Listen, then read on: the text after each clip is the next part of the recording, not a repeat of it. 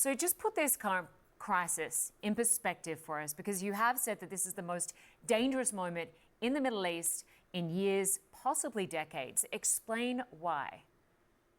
Linda, it's good to be with you. We're almost 10 months into this war, and the U.S. administration and many of its partners in the region have tried very hard to prevent this from becoming an all-out regional conflict, particularly involving Iran and Israel, but also potentially dragging in the United States. This is the moment that is the most dangerous.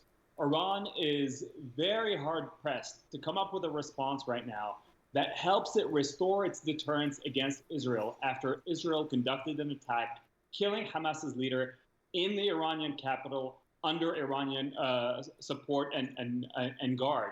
And so they need to come up with a defense. They need to respond to restore their deterrence. But they also know that they and Hezbollah, if their response is deemed to be too strong, they might be given Bibi Netanyahu, the Israeli prime minister, the pretext he's looking for to launch a broader offensive, potentially one in Lebanon, to try and degrade Hezbollah's capabilities there. So very dangerous moment. And what we're seeing with these ceasefire talks that are due to start tomorrow is an American effort, President Biden's last-ditch effort to try and build a diplomatic off-ramp for Iran to back down from having to respond.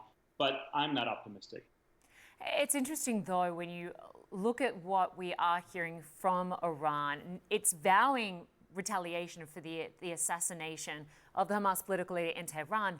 But it's also saying we don't want a war, we don't want to impact the Gaza ceasefire talks. It seems they've backed themselves into a corner somewhat. They are in a very tough spot trying to strike that balance, and nobody wants to be seen as undermining the ceasefire talks. There's late breaking news before I got on the air that now Secretary Blinken, the U.S. Secretary of State, has postponed his travels to the region, and that's not a good sign. What that tells us is that the negotiations, all the back-channel diplomacy, has not matured yet. And while there are two senior American officials in the region right now, it seems like things are going to need some time. So how long the Iranians are going to continue to postpone this, keep Israel anticipating a response, keep the world holding its breath, we don't know. But right now, at best, these talks are unlikely to yield a breakthrough. And of course, Hezbollah is widely considered to be the most powerful member of the Iran-backed network, known as the Axis of Resistance. It says it will retaliate for the assassination of the Hezbollah leader, independent of Iran. Is Hezbollah ready for a war?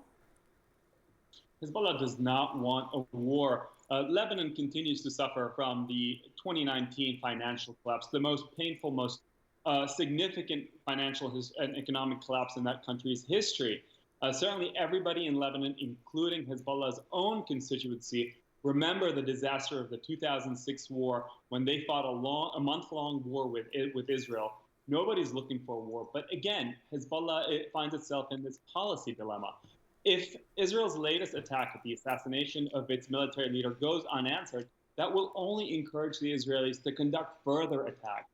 But if the response is too strong, that can then give Israel the pretext to launch an all-out offensive in Lebanon, one that Hezbollah very much fears. So very difficult decision-making in Tehran and in Beirut.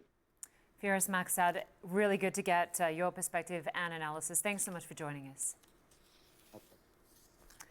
Well, still to come tonight, firefighters in Greece say they are tackling wildfire hotspots after putting out the main front of the fast-moving wildfire. We'll have a live report just ahead. Plus, it's not just your imagination. US cities are actually getting hotter. We've got the details just ahead.